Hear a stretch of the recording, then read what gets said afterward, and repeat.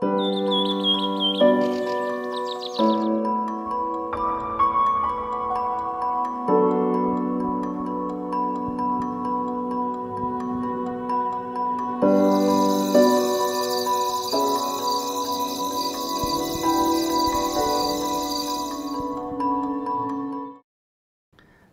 warahmatullahi wabarakatuh. Kali ini saya akan membahas mengenai Kepulauan Seribu. Tapi sebelum kita bicara soal Kepulauan Seribu, saya sedikit beri perspektifnya, konteksnya. Mengapa Kepulauan Seribu ini perlu kita bahas? Dunia selama begitu panjang menyaksikan ketimpangan antar negara. Bahkan dulu ada istilah dunia pertama, dunia kedua, dunia ketiga. Ada istilah negara maju, negara berkembang, negara yang terbelakang. Banyak istilah dibuat untuk menggambarkan ketimpangan antar negara. Nah, beberapa waktu terakhir ini, ketimpangan antar negara itu sudah mulai makin tipis. Tetapi yang muncul lebih kuat justru ketimpangan dalam negara. Di saat ketimpangan antar negara itu mengecil, tapi ketimpangan dalam negara itu melebar. Jadi misalnya bedanya Jakarta dengan Singapura, dengan Tokyo, dengan Los Angeles, dengan London, 3 dekade yang lalu, 4 dekade yang lalu mungkin gapnya tinggi. Sekarang jarak gap antar kota-kota itu makin tipis. Tetapi antara Jakarta dengan kawasan lain di Indonesia gapnya makin membesar. Nah, sekarang kita bicara tentang di Jakarta. Di dalam kota Jakarta sendiri, yang disebut sebagai Provinsi DKI Jakarta, itu ada 5 kota, 1 kabupaten.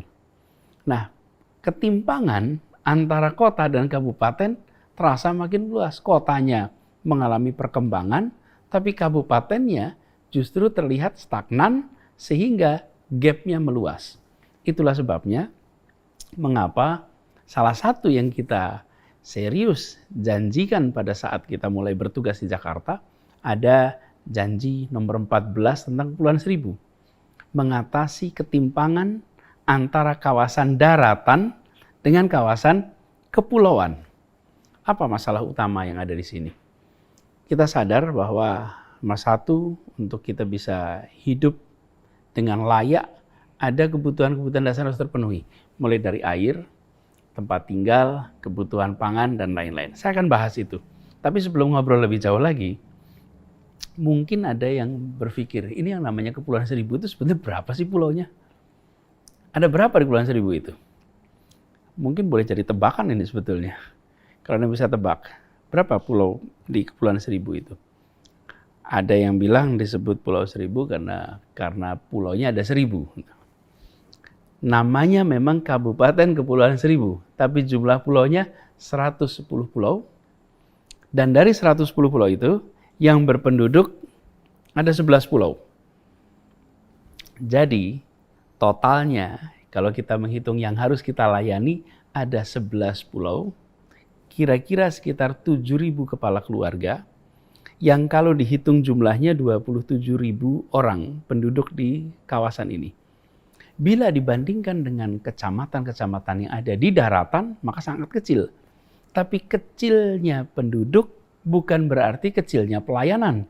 Kecilnya penduduk bukan berarti kemudian tertinggal. Justru disitulah letak tantangan. Republik ini tidak pernah didirikan hanya untuk tempat-tempat yang padat penduduk. Republik ini didirikan untuk siapa saja yang ada di Nusantara yang nature-nya adalah kepulauan.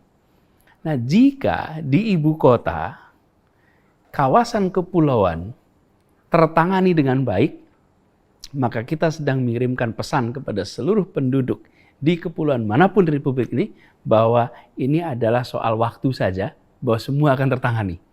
Tapi kalau kepulauan yang di dalam bagian dari ibu kota tidak tersiapkan fasilitas dasarnya, kira-kira pesan harapan apa yang dikirimkan kepada seluruh penduduk di kepulauan di seluruh Indonesia? Jadi ketika kita membicarakan tentang Kepulauan Seribu, ini bukan semata-mata soal menangani Jakarta. Ini mengirimkan pesan optimis, pesan positif bagi seluruh Indonesia.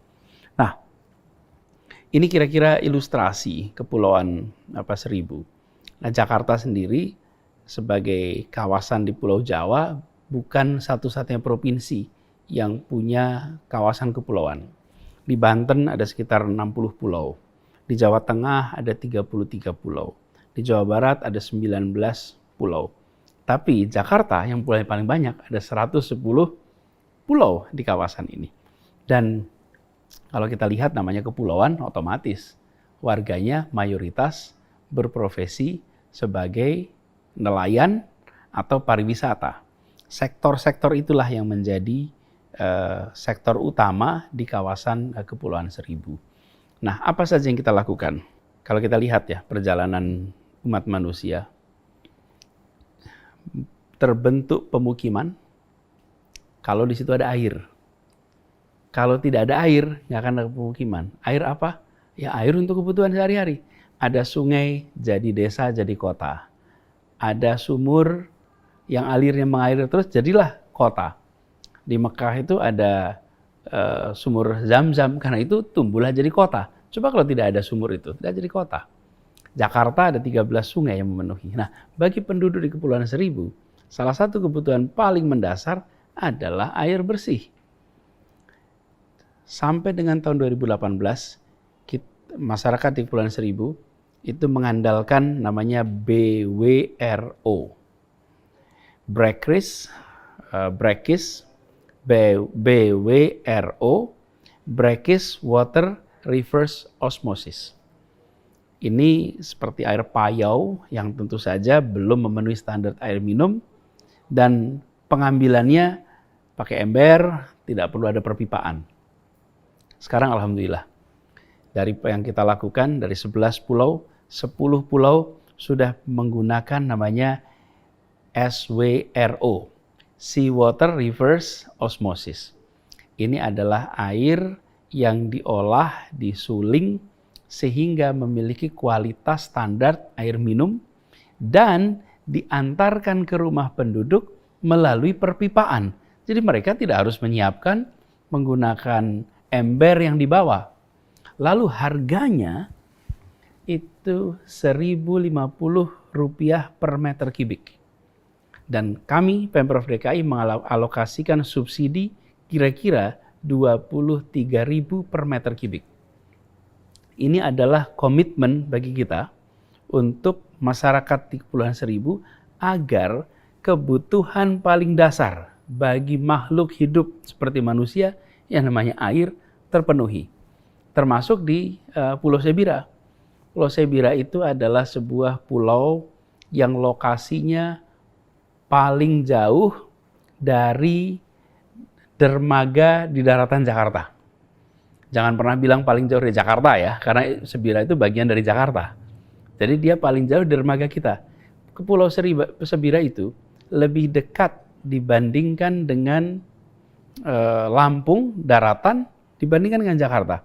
Tapi mereka adalah bagian dari tempat kita. Dan di tempat itu kita fasilitasi sekarang ini dengan ada SWRO yang memungkinkan mereka dapat air berkualitas. Air mendasar. Yang kedua, listrik. Jadi sampai dengan tahun 2018, listrik belum menerangi semua pulau berpenduduk selama 24 jam. Masih mengandalkan genset.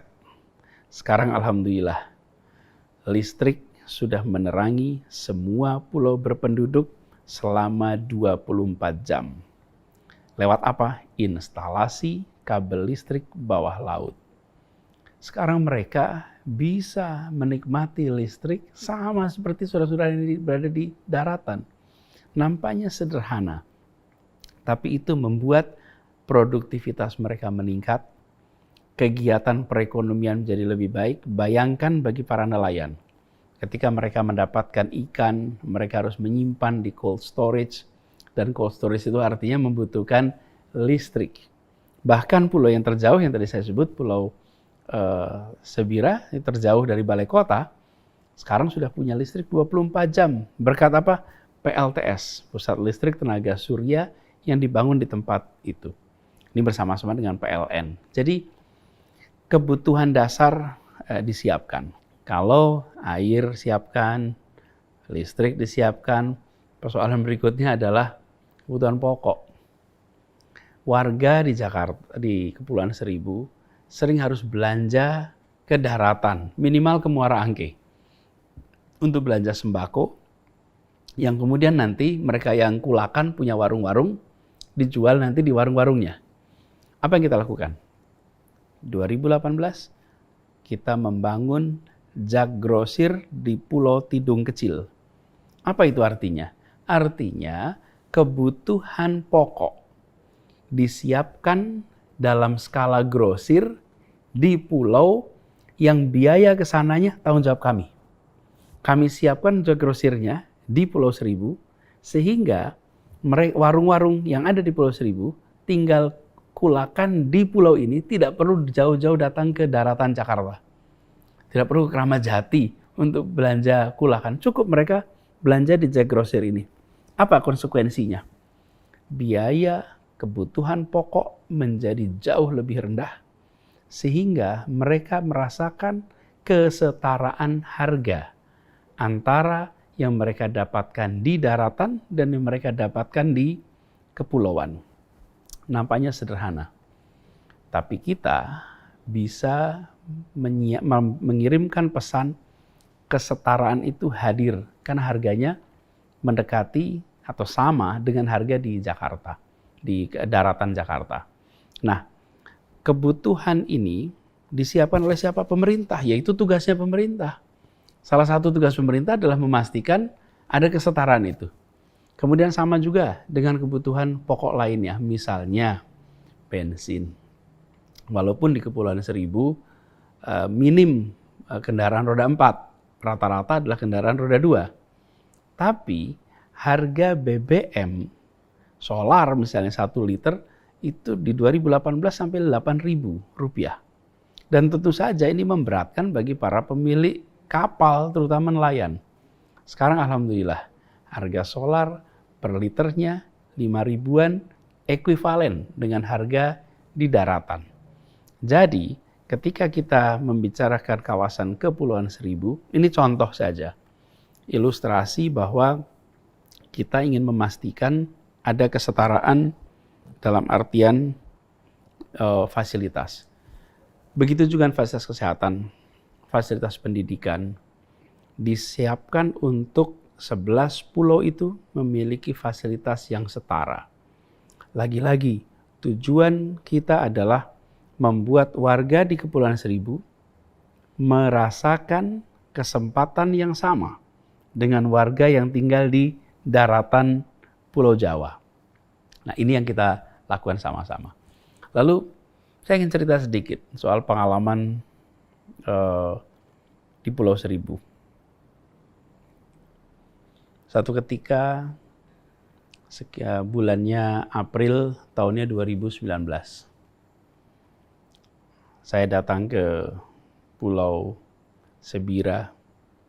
Tempat ini yang tadi saya sampaikan paling jauh dari dermaga di daratan Jakarta, lebih dekat ke Lampung. Ketika saya sampai di sana, warga itu menyambut begitu banyak di dermaga. Rupanya itu adalah kunjungan pertama gubernur sejak tahun, ya 2 versi, ada yang bilang tahun 89, ada yang bilang tahun 91. Tapi intinya tahun 90-an. Jadi ketika datang lagi ke sana itu kira-kira 28 tahun atau 30 tahun sesudah kunjungan gubernur terakhir. Masyarakat menyambut di situ. Dan perjalanan ke Pulau Sebira ketika kami lakukan itu sekitar 2-3 jam. Kenapa? Karena kami mulai Februari 2019 menyiapkan kendaraan seminggu 3 kali yang bisa menjangkau Pulau Sebira dalam waktu 2 jam.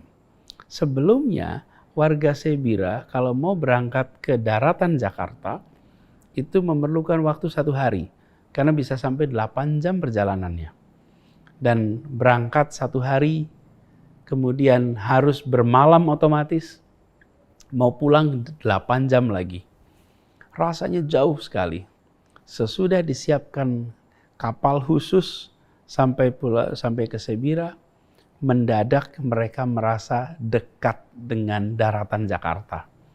Karena jauh dekat itu bukan soal hitungan kilometer saja, tapi soal lamanya perjalanan.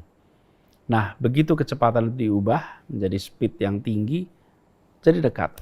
Saya sampai di sana dengan warga, ngobrol, diskusi, dan pada saat mau pulang, itu suasananya agak emosional. Masyarakat berkumpul di dermaga, banyak sekali. Rasanya seperti seluruh pulau. Karena penduduk di Pulau Sebira ini sekitar 700-800 orang. Dan pada saat itu mayoritas berkumpul di dermaga melepas rombongan kami pergi. Sebagian itu meneteskan air mata. Kemudian baru saya dengar dari Pak Bupati bahwa mereka itu bilang, ini lama sekali dari gubernur terakhir datang. Kira-kira sesudah gubernur ini pulang, kapan ya ada lagi yang datang ke tempat ini? Saking jauhnya tempat ini dari daratan Jakarta. Itu April 2019. Sesudah itu kita bertugas di sini berbagai macam urusan. Dan alhamdulillah kemarin bulan puasa saya kembali ke Pulau Sebira. Kira-kira 2 tahun sesudah itu. Dan kali ini saya penuhi janji ke mereka. Waktu saya pulang, saya bilang, insya Allah saya akan datang kembali. Dan nanti ketika datang ke sini, saya akan nginap. Jadi kemudian saya nginap di Pulau Sebira, berkumpul dengan warga, malam tarawih sama-sama. Lalu sesudah itu kita diskusi, kita ngobrol. Sebuah pengalaman yang sangat mengesankan. Dan yang mengagumkan ya dari tempat ini, kalau datang ke pulau-pulau ini akan ketemu dengan pribadi-pribadi petarung, orang-orang yang berani menghadapi tantangan di laut. Orang-orang yang memulai sesuatu yang betul-betul baru. Seperti Pulau Sebira ini, dibangun sekitar tahun 76. Dimulai dari satu keluarga sampai akhirnya menjadi satu komunitas. Kembali kepada Pulau Seribu. Jadi berbicara Pulau Seribu ini bukan sekedar soal menyiapkan kapal, bukan soal sekedar menyiapkan fasilitas air minum, fasilitas kesehatan, fasilitas pendidikan, pasar. Itu yang nampak, yang bisa difoto, yang bisa ditunjukkan secara tangible, secara nyata. Tapi ada yang lebih dasar lagi, perasaan kesetaraan kesempatan. Perasaan bahwa kita ini adalah satu bagian sebuah keluarga besar warga Jakarta. Itu tidak bisa difoto. Ketika mereka merasakan pelayanan yang sama dengan di daratan, maka ada perasaan kami memang lokasinya jauh dari Monas. Tapi kami bukan orang yang tidak diperhatikan oleh balai kota. Kami tumbuh besar di kepulauan, tapi kesempatan yang kami miliki tidak kalah dengan mereka yang berada di daratan. Menjadi Indonesia adalah menjadi sebuah kesatuan. Menjadi Jakarta adalah menjadi sebuah kebersamaan. Kita ingin kota ini maju, tapi juga kita ingin warganya bahagia. Yang kemajuan kita bisa foto, tapi kebahagiaan itu bisa dirasakan dalam hati masing-masing. Membangun Jakarta bukan sekedar membangun yang nampak dalam foto, tapi membangun Jakarta adalah membangun perasaan kebersamaan itu. Mudah-mudahan dengan cara seperti ini, maka setahap demi setahap, yang dulu menjadi ketimpangan, nanti menjadi kesetaraan. Sehingga fenomena dunia, yang tadi saya sampaikan di awal, bahwa ketimpangan antar negara mengalami penyempitan, ketimpangan dalam negara mengalami pelebaran, di dalam konteks Jakarta, ketimpangan antar wilayah mengalami penyempitan. Mudah-mudahan nanti kita akan menyaksikan Jakarta daratan dan Jakarta kepulauan setara dalam semua aspek. Kita menuju ke sana dan insya Allah bisa segera tuntas. Terima kasih.